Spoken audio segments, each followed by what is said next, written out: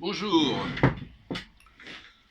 je vais vous parler là toujours à propos de ce dialogue, ce duel entre Elisabeth Lévy et Natacha Polony qui a eu lieu à Versailles il y a quelques semames, que je n'ai pas assisté mais que j'ai vu en replay. Je voudrais revenir sur ce que dit Madame Polony à propos du langage, la définition des mots, etc.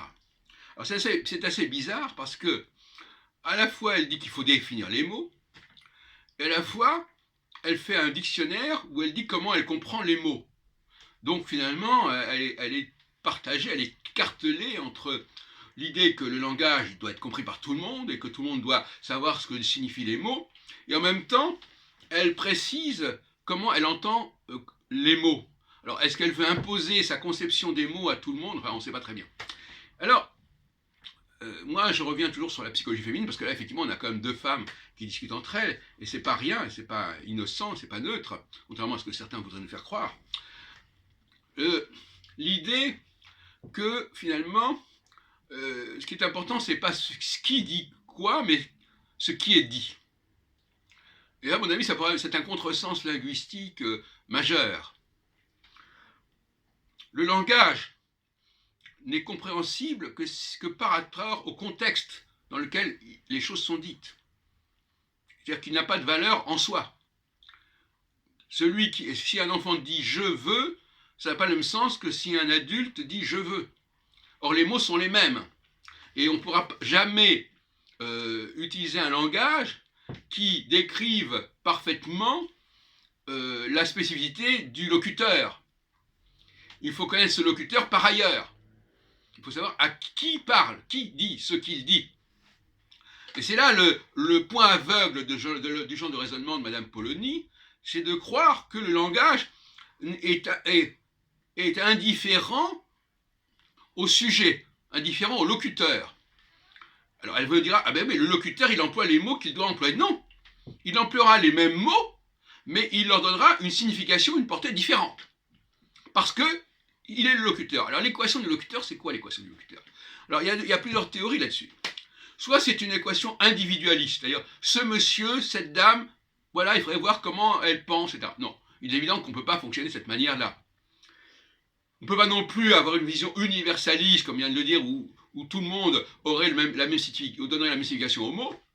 Il y a la solution intermédiaire, qui est la signification communautariste, si on veut, la signification typologique, c'est-à-dire que tel groupe de personnes a un rapport au langage, donne aux mots qu'il emploie telle et telle portée, telle et telle signification. Et c'est cela qui est important. Or, là, justement, Madame Polony, elle bloque parce qu'elle n'a pas envie qu'on dise qu'il y a une façon des femmes de penser ou des hommes de penser. Donc, par conséquent, elle se réfugie soit dans une sorte d'universalisme, soit dans une sorte d'individualisme. Et elle est tout le temps ballottée, écartelée entre ces deux extrêmes. Parce qu'elle ne veut pas être dans l'appartenance. C'est ce qu'on appelle la haine du groupe, la non-solidarité avec le groupe d'appartenance auquel. Donc on bannit l'idée d'appartenance comme un facteur pouvant donner du sens au langage, aux mots employés. Or, c'est le problème de l'objet du sujet. Elle voudrait que tout se pose au niveau de l'objet. Qu'est-ce qui est dit? Et non pas qui dit quoi. Qui est-ce qui dit quoi? Et c'est là l'erreur basique de sa méthodologie. Ça. Il est évident que le langage présuppose dans son mode d'emploi que l'on sache d'où il vient, qui l'emploie, qui l'utilise.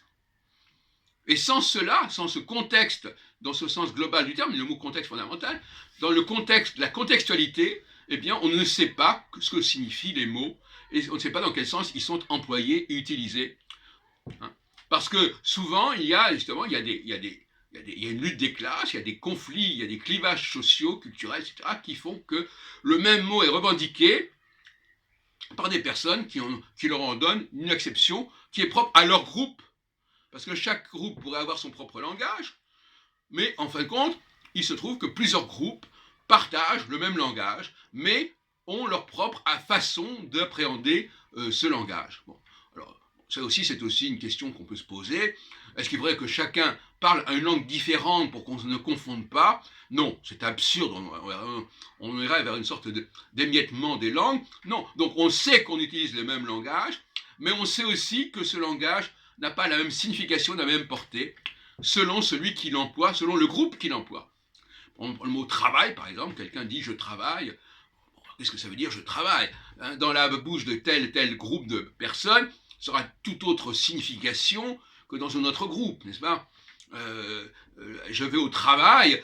Pour certaines personnes, le travail, c'est quelque chose, c'est un travail salarié. C'est un travail salarié avec des sortes de présence bien précis. Ça, c'est le travail. Et avoir un travail, c'est bien ça que ça implique. Pour d'autres personnes, le travail, c'est autre chose. On ne va pas rentrer dans le détail, mais c'est autre chose. C'est une façon de voir les choses. Ça n'implique pas les mêmes conditions, les mêmes critères. Bon. Alors, je voudrais revenir sur un autre point, parce que je ne voudrais pas multiplier les vidéos dans les médias. La question de l'emploi, qui est aussi un mot important, l'emploi. Mais il est évident que l'emploi n'a pas la même portée selon qu'il est vu du côté de l'employé et de l'employeur. Ça va de soi, c'est une évidence. Donc la problématique n'est pas la même.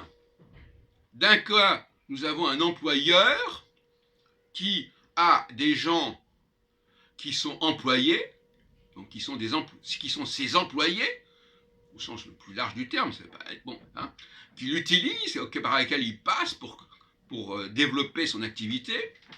Et dans l'autre cas, on a des gens qui ont un emploi chez un employeur, et cet emploi, eh bien, il sert essentiellement à vivre, à survivre, à payer ses factures, à faire vivre sa famille, etc., etc.